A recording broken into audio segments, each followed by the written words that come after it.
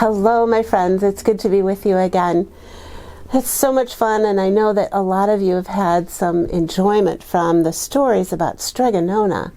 And so I have sort of a prequel, a pre-story about Strega Nona, because you remember that we had a character in those books called Big Anthony. And this is Big Anthony's story from the time that he was little. So let's see, Big Anthony, his story.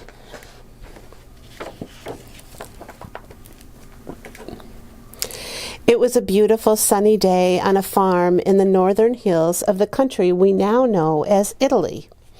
Everything was set for a big feast. The whole family was gathered at the door of the farmhouse.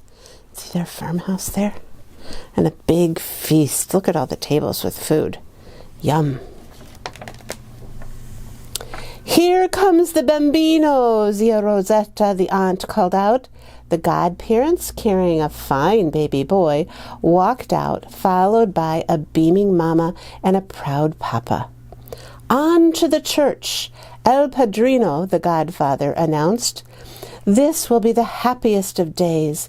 This is the firstborn, and he will do great things."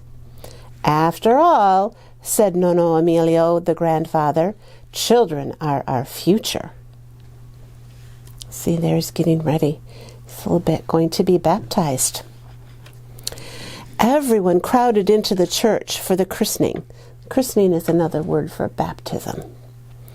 The godparents held the baby as everyone gathered around. The baby was fast asleep. Mama whispered softly, "Wake up, my son, and listen to Padre Marcello." The priest started to pour the holy water as he declared, "Henceforth you shall be known as Anthony." Just then, baby Anthony, who was still asleep, threw up his arm, spilling the holy water all over himself and everyone else. "Look, baby Anthony didn't even cry or wake up when he got all wet," Zia Rosetta whispered to Nonna Graziella, his grandmother. "What a good bambino." Nonna Graziella said as she watched everyone drying off. "I don't know." On little Anthony's first birthday, there was a feast of all feasts. In the shade of the olive grove, the family and friends sat at tables piled high with food. On a separate table there was the birthday cake. Papa stood to give a birthday greeting. "Sit quietly, my son, and listen to Papa," Mama whispered to little Anthony. And Papa began to make a speech. It was a long speech. "And now," Papa said, "Feliz cumpleaños, happy birthday to my little son." But little Anthony was nowhere to be seen. Oh, do you see there?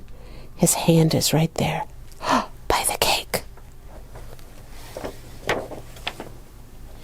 Suddenly, there was a loud crash, and everyone looked around, and there was little Anthony covered in cake. Nonna Graziella said, "Little Anthony may be a bit of trouble." Do you see, he pulled on the tablecloth and pulled the cake right down on himself. Little Anthony began to grow. "He's going to be a big boy," Nonno Emilio said. "He takes after my side of the family." Soon it was time for little Anthony to learn to drink out of a cup. Nonna Graziella was going to teach him. "Hold your cup in both hands." Anthony did. "Lift it up." And Anthony did. "Now drink." Just then, a bird sang. Oh no, he spilled it all over himself. "He doesn't pay attention," Nonna Graziella said. "That's the trouble."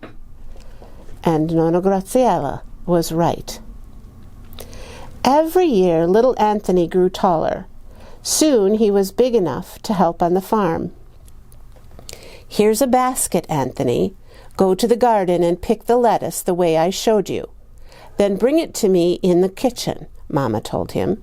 "See, Mama," Anthony said. And Anthony did. So he picked the lettuce. But he wasn't paying attention. He was looking at the bees and the sunflowers. And who's eating all the lettuce?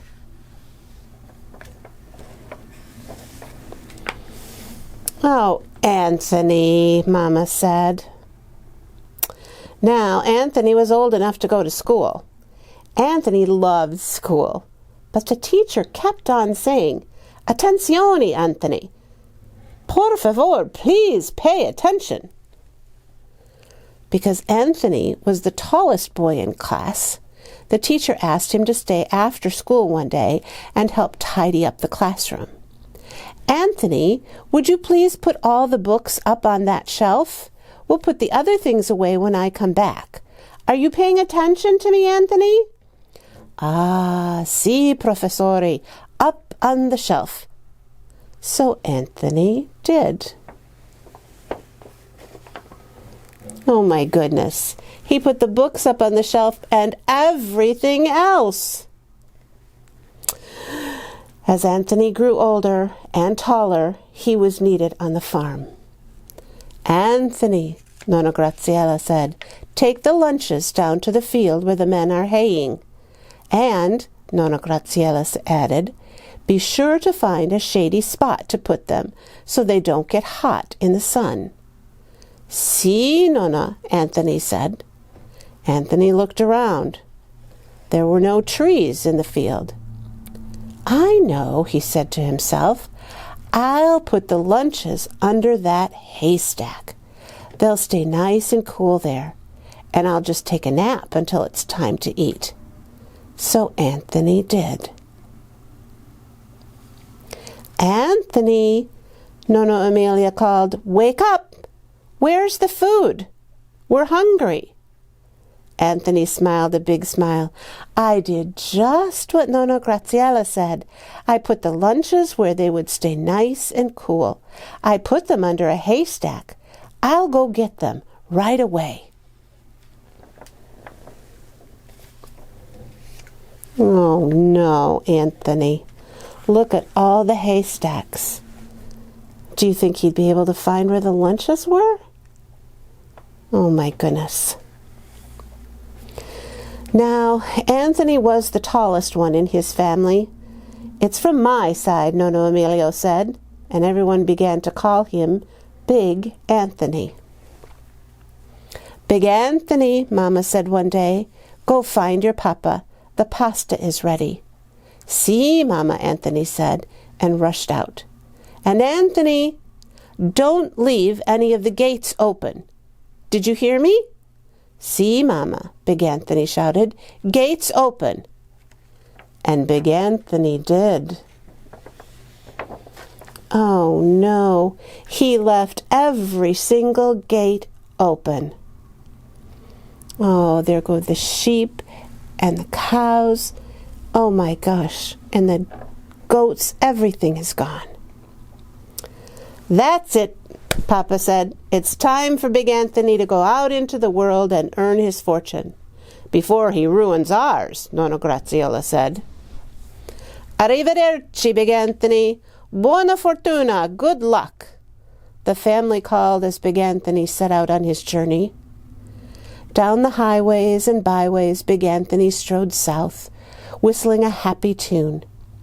The whole world was ahead of him. How excited he was! He walked and walked until the sun set. He arrived at a town called Pisa. It was too dark to go any farther, so Big Anthony found a wall to sit against.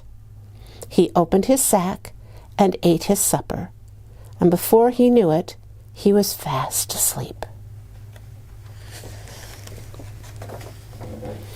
The birds woke him at dawn, and he stood up and stretched and opened his eyes, and what he saw shocked him. Oh no, do you see? That's very famous. It's called the Leaning Tower of Pisa. Pisa is where he is. "I must have leaned too hard against the wall," he said to himself, "but I can fix it." and he rushed away before anyone was awake. Look at that. He tied ropes around it to try and get it to be straight. Off he went down the road, pleased that he had fixed the tower. Well, it was the Leaning Tower. It was a great thing, and it looks like he's ruined it. They don't look too happy, do they? Soon he came to a place called Firenze. Firenze was filled with art. So Big Anthony got a job with an artist. Now, Anthony, the first thing I want you to do is to make the paints. See these colored powders? Mix each one with water and put them in jars. Do you understand? Si, maestro, Big Anthony said. Let's see, Big Anthony said to himself after the artist had left the room. I have to mix all of these colors with the water and put them in jars. So look it. Oh no. So Big Anthony did. If you mix all the colors together, what do you get? Just kind of a muddy brown. You've ruined my paints, the artist shouted. You're fired. So Big Anthony traveled on until he reached Roma. Big Anthony had never seen such beautiful buildings and so many churches. Soon he came to the toll bridge that crossed the river that ran through the middle of the city. 2 coins, please, the man at the bridge told him. I have no money, Big Anthony said, but I'm here to get a job. If you let me cross, I promise I'll come back and pay you. Well, you're in luck. I need a helper. Would you like the job? The man asked. Si, signore, answered Big Anthony, looking around. You must collect a toll of 2 coins, the man said, but not from the cardinal. Are you paying attention? Oh, si, signore, Big Anthony said, from the cardinal. All day, Big Anthony let everyone go across the bridge for free. Then up to the bridge came a long line of altar boys and priests, followed by the cardinal. Look at here they come. And that's the cardinal in red. Big Anthony let everyone cross without paying. But when the cardinal came up, Big Anthony shouted, Halt! 2 coins to cross. But I am the cardinal. Sorry, Cardinale, but you must pay. Everyone else can cross for free, but you must pay. My boss said so. Oh, Anthony, he got it wrong again, didn't he? So, Big Anthony left Roma and headed south until he arrived at Napoli.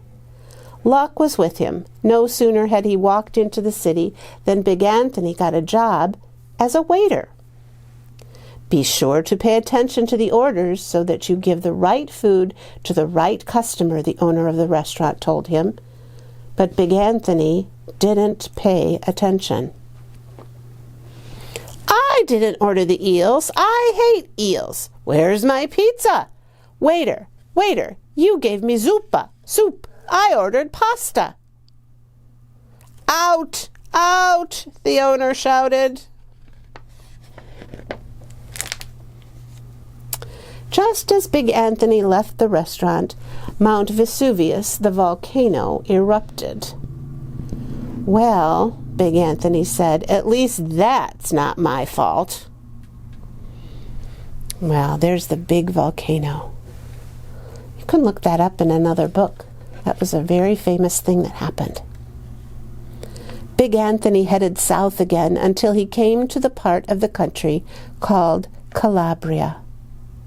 He walked down a hill and came to a little village, and there in the town square was a sign.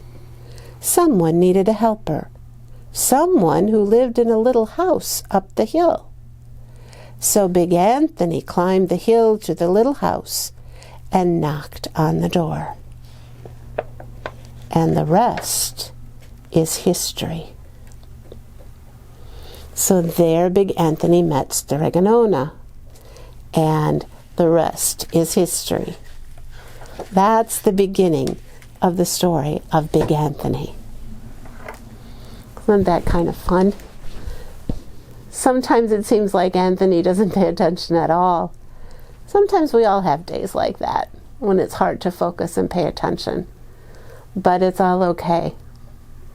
And Big Anthony had a long story. You have a story too. You might ask some people in your family about when you were baptized, and if you splashed water on everybody. Or maybe look up some pictures of your first birthday and see if you dumped the cake and got it all over yourself. Those are all good things that happen. And you know what? God has a story too. And God's story and your story and my story are all woven together. And they're good stories to have together. Let's pray. God, you know our story.